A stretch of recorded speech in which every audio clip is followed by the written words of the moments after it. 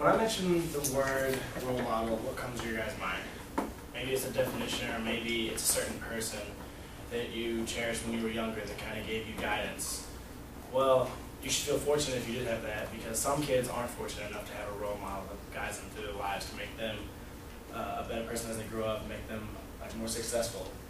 But now today, there's actually an organization that puts adults in that situation to have a little, which can have a role model. And that organization is called Big Brothers Big Sisters, and that is what I'm going to be talking to you guys about today.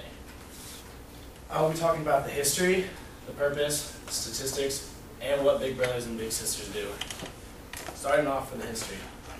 Following the history link from the Big Brother Big Sister website, updated in 2013, I was able to retrieve the following information. In 1904, Ernest Coulter had an idea. He was a clerk in a court, and he was tired of seeing young boys go through the court at such a young age and get into trouble. So he thought maybe if he had adults guide children at a younger age, that maybe they would stay out of trouble a lot longer, or not even at all. So he set up for volunteers. At the same time, Ladies of Charity were befriending females. They stayed independent until 1977. That's when they finally joined together to become Big Brothers Big Sisters in the United States, and made it United States wide. In 1984, they declared their headquarters on 230 North 13th Street in Philadelphia. Kind of interesting history is in 2010, Obama held a mentoring ceremony, and Big Brothers and Big Sisters was the main topic because it was progressing so well.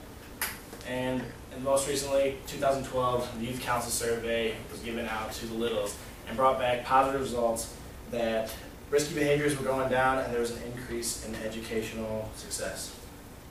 Next, I'm going to be talking about the purpose. The purpose of the Big Brothers Big Sisters declared in an article starring programs written by an unknown author in 2012 that the purpose is to have higher aspirations, greater confidence, that build better relationships, and avoidance of risky behaviors. And purpose continued is to guide the youth by being role models. The quote that they live by is, make a difference one child at a time. And by doing that, they show the utmost moral support. Next, I'm going to tell you about a little bit of statistics.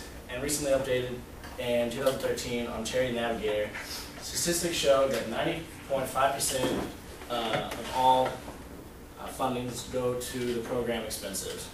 The total revenue was a little bit over $37 million, and functional expenses was over $35 million.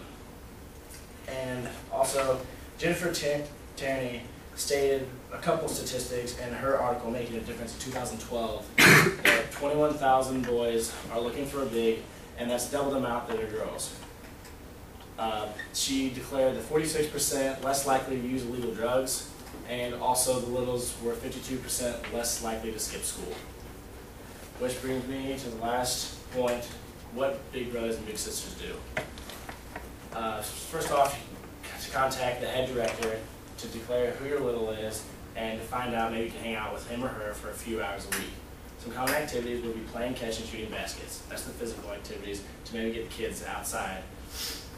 Some learning activities, though, could be going to the museum and also sharing good advice to them to make their daily lives easier and maybe more successful.